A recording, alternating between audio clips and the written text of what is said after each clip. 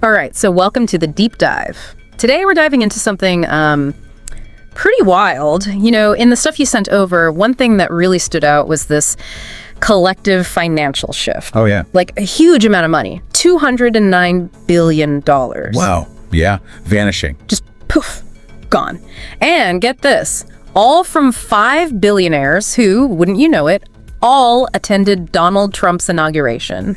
Interesting. I mean, $209 billion. That's got to make you wonder, what in the world happened? Yeah. I mean, when you see a figure that big just disappear like that from these 5 guys specifically, makes you think it's got to be more than just, normal market stuff, right?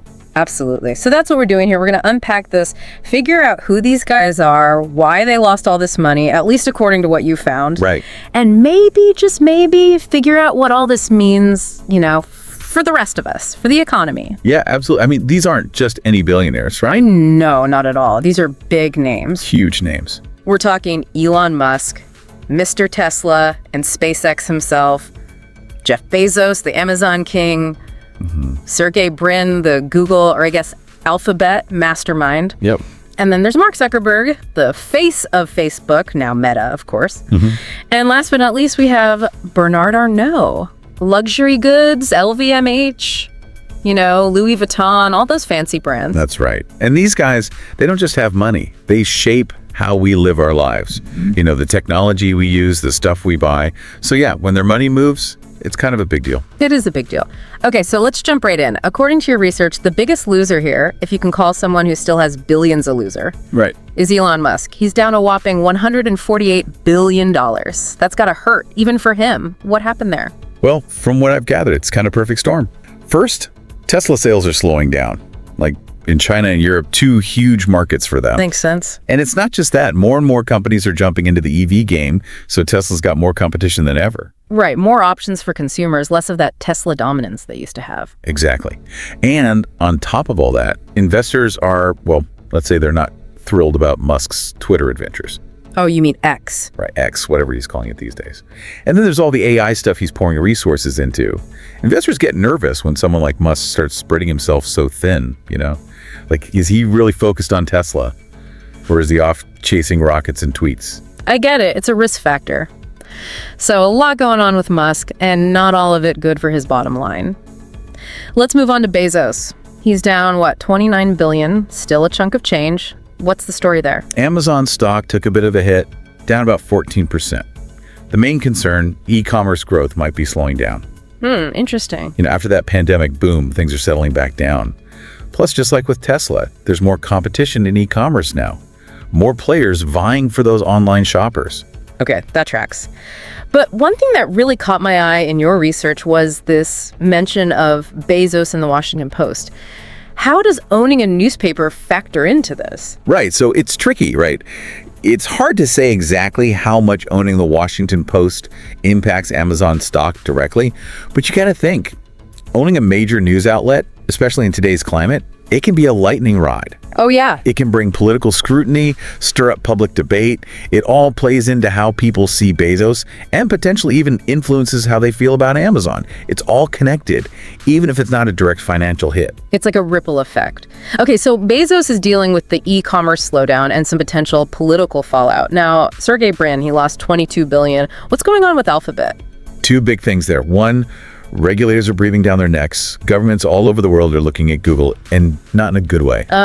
All that scrutiny makes investors nervous. They worry about fines, restrictions, all sorts of things that could hurt Google's profits. Right. The future gets a little hazy when governments start cracking down. Exactly.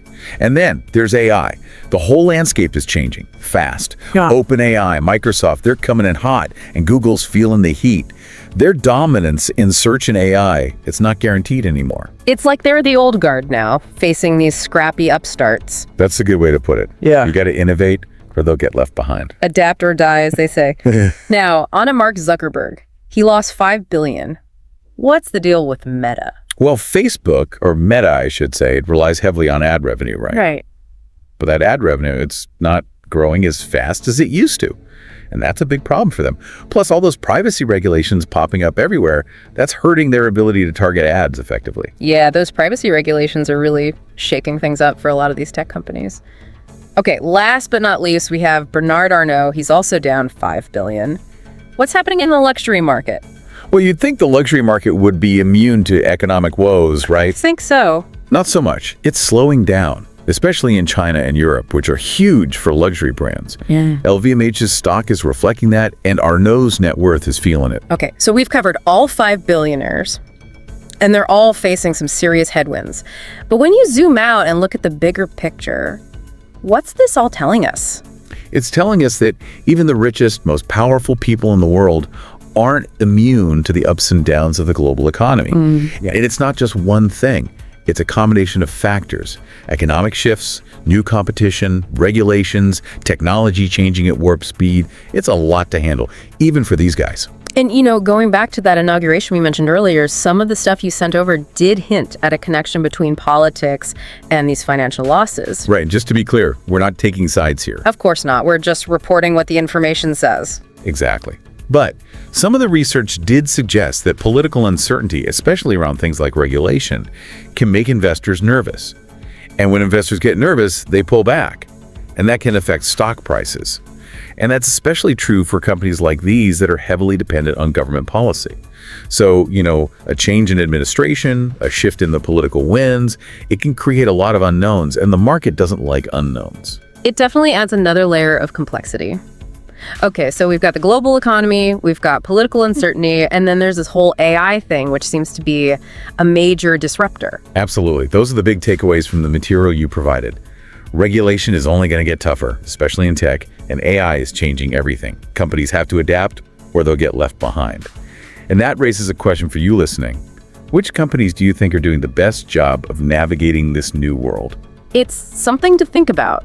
So we've been talking about billionaires, billions of dollars, but what about the rest of us? What can we learn from all this? Well, I think there are a few key takeaways for everyone, no matter your net worth. First, diversification. Even these guys, with all their wealth, got hit hard because they had a lot of their eggs in one basket. So for you, that means don't put all your money in one stock, one sector, one anything. Spread it around. Second, stay informed. You need to understand what's happening in the world, not just the economy, but politics, technology, everything, because it all affects your financial future. And finally, be adaptable. The world is changing faster than ever, so you need to be willing to learn new things, adapt to new situations, and constantly evolve your financial strategy. So yeah, even though we're talking about the 1% of the 1% here, there are lessons for all of us. Absolutely. And I think this whole situation really highlights how interconnected everything is. The global economy, politics, technology, they're all intertwined. What happens at the top affects everyone, and what happens to everyone affects the top. It's a complex system, and we're all part of it. Well said. So to wrap things up, we've seen these 5 very powerful individuals lose a truly staggering amount of wealth since attending that inauguration. So truly mind-boggling sum. And it leaves us all with a question. What does this tell us about the future? About the balance of power in the world? Is it shifting? And if so, how? That's something for you, our listener, to ponder. Because these financial shifts, they're more than just numbers. They're a reflection of the changing world around us, and they offer a glimpse into what might be coming next. Thanks for joining us on The Deep Dive. Yeah, thanks for listening.